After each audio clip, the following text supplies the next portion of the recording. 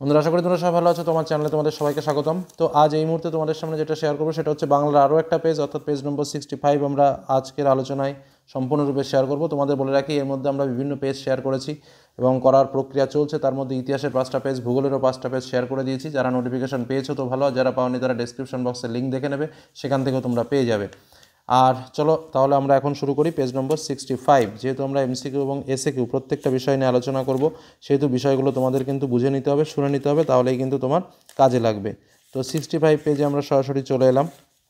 প্রথম আমরা এমসিকিউগুলো একটু দেখে নেব, তারপরে আমরা এসএকিউগুলো দেখে নেব। প্রথম প্রশ্ন, আচ্ছা এটা কি আপনাদের বাংলাদেশের প্রশ্নকর্তা ছিলেন রামদাস। উন্মত্ততার জন্য জলপ্রবাহকে নদের চাঁদের কী মনে হয়েছিল? উত্তর জীবন্ত। যেটি মা না আনিয়ে ছাড়েননি কোনটি? উত্তর হচ্ছে হোম ট্যাক্সের খাতা।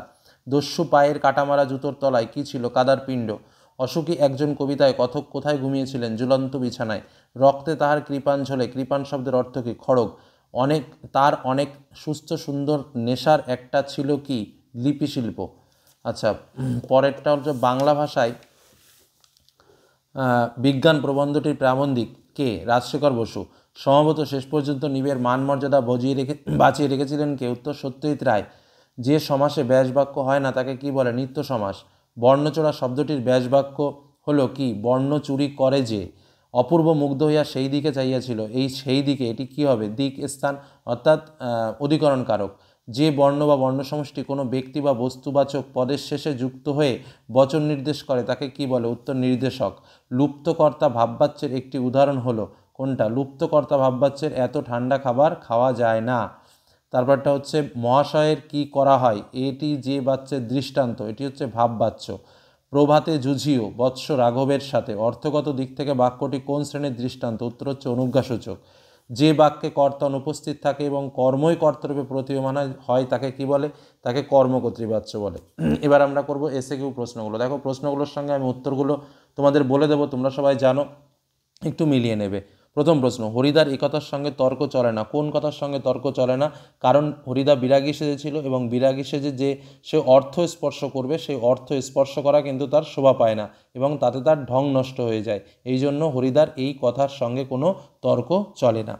ওই আওয়াজে মুখরিত হয়ে উঠল। কোন আওয়াজে? অমৃত হিসাব অদল বদল অদল বদল, এই আওয়াজে মুখরিত হয়ে উঠল। নতুন মেশোকে দেখে জানলো সেটা। নতুন মেশোকে দেখে তপন কি জানলো? নতুন মানুষ যে লিখতে পারে, মানুষই যে একজন লেখক, সে যে আকাশ থেকে পড়া জীব নয়, এই যে বিষয়টা, সেটাই কিন্তু নতুন মেশোকে দেখে তপন কিন্তু বুঝতে পেরেছিল। অর্থাৎ মানুষ যে সহজেই লিখতে পারে সে কথা তপন নতুন মেশোকে দেখেই বুঝতে পারলো বা সেটা জানলো। তাছাড়া আমার বড় লজ্জা, বক্তার লজ্জা কেন? কারণ পুলিশ বাহিনীর একজন বড় কর্তা নিমাইবাবু তার বড় বন্ধু এবং নিমাইবাবু একজন বাঙালি হওয়া সত্ত্বেও ইংরেজ সরকার অধীনে চাকরি করেন, এটাই কিন্তু তার বড় লজ্জা। এতকাল নদের চাঁদ গর্ব অনুভব করিয়াছে। নদের চাঁদ এতকাল কার জন্য গর্ব অনুভব করিয়াছে? নদীর ওপর নির্মিত স্টেশনের কাছে নতুন রং করা ব্রিজটার জন্য নদের চাঁদ গর্ব অনুভব করেছে। তারপরের প্রশ্ন দেখো, কবিতার প্রশ্নতে আমরা চলে আসি। কি বলছে? আঁকড়ে ধরে সে খড়কুটো। কবি এখানে কোন খড়কুটোর কবি এখানে খড়কুটো বলতে কি বুঝিয়েছেন? খড়কুটো বলতে দুই একটা গানের কথা বুঝিয়েছেন। আচ্ছা, রুষিবেন দেব। দেব কেন রুষবেন? কারণ রাবণপুত্র ইন্দ্রজিৎ বর্তমানে বেঁচে থাকা সত্ত্বেও যদি পিতা রাবণ যুদ্ধযাত্রায় যান তবে কিন্তু অগ্নিদেব রুষ্ট হবেন। পরেরটা, আমাদের ইতিহাস নেই কেন এমন বলা হয়েছে? তার কারণ হচ্ছে সাধারণ মানুষ কোনোদিন ইতিহাসের পাতায় বা ইতিহাসের খাতায় তাদের কথা লেখা হয় না। তারপরেরটা কি বলেছে? নেমে এলো তার মাথার ওপর। তার মাথার ওপর কি নেমে এসেছিল? একটার পর একটা পাথরের মতো বছরগুলো তার মাথার ওপর নেমে এসেছিল। পশুরা বেরিয়ে এলো। বেরিয়ে এসে পশুরা কি করেছিল? গুপ্ত গহ্বর থেকে পশুরা বেরিয়ে এসে অশুভ ধ্বনিতে দিনের অন্তিমকাল ঘোষণা করেছিল। তারপরে তোমার ইসের প্রশ্ন, অর্থাৎ প্রবন্ধের প্রশ্ন। কি করছে প্রবন্ধের প্রশ্নগুলো একটু দেখে নিই। এই রকম ভুল লেখা সাধারণ পাঠকের পক্ষে অনুষ্টকর। এই ভুল থেকে উত্তরণের জন্য লেখক কী পরামর্শ দিয়েছিলেন? বলেছিলেন যে বৈজ্ঞানিক রচনা প্রকাশের আগে অভিজ্ঞ লোকদের দিয়ে তা যাচাই করে নেওয়া প্রয়োজন। তাদের দোয়াতে গোজা পালকের কলম। এখানে তাদের বলতে কাদের কথা বলা হয়েছে? তাদের বলতে উইলিয়াম জোন্স এবং কেরি সাহেবের কথা বলা হয়েছে। শ্রীকান্তের প্রকৃত নাম কি ছিল? শ্রীকান্তের প্রকৃত নাম ছিল নিখিল সরকার।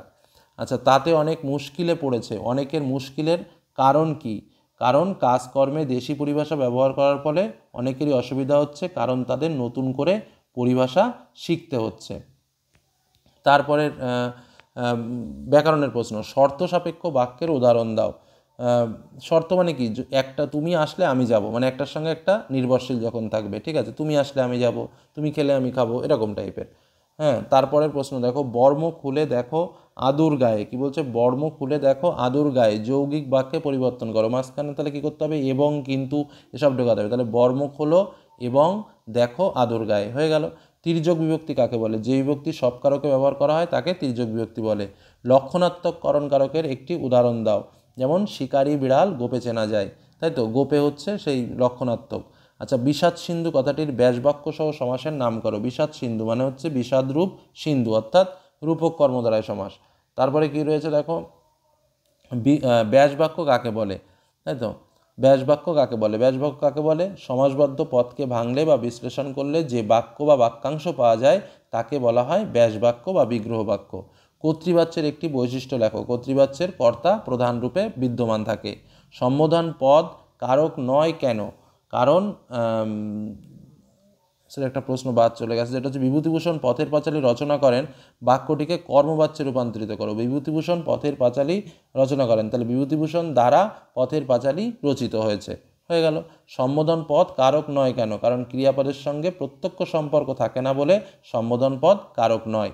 আচ্ছা, উপমিত কর্মধারায় ও উপমান কর্মধারায় সমাসের একটা পার্থক্য কী? আচ্ছা, উপমিত কর্মধারায় সমাসে পূর্বপদ এবং পরপদ উভয়ই বিশেষ্য হয়, আর অন্যদিকে উপমান কর্মধারায় সমাসে পূর্বপদ বিশেষ্য এবং পরপদ বিশেষ্য নয়। আবারও বলছি, উপমিত কর্মধারায় সমাসে পূর্বপদ এবং পরপদ উভয়ই বিশেষ্য হয়, আর উপমান কর্মধারায় সমাসে পূর্বপদ বিশেষ্য এবং পরপদ বিশেষণ হয়। এই হলো এই সেটটা শেষ করলাম। এর পরের ভিডিওতে আমরা আরও সেট শেষ করব। ধন্যবাদ।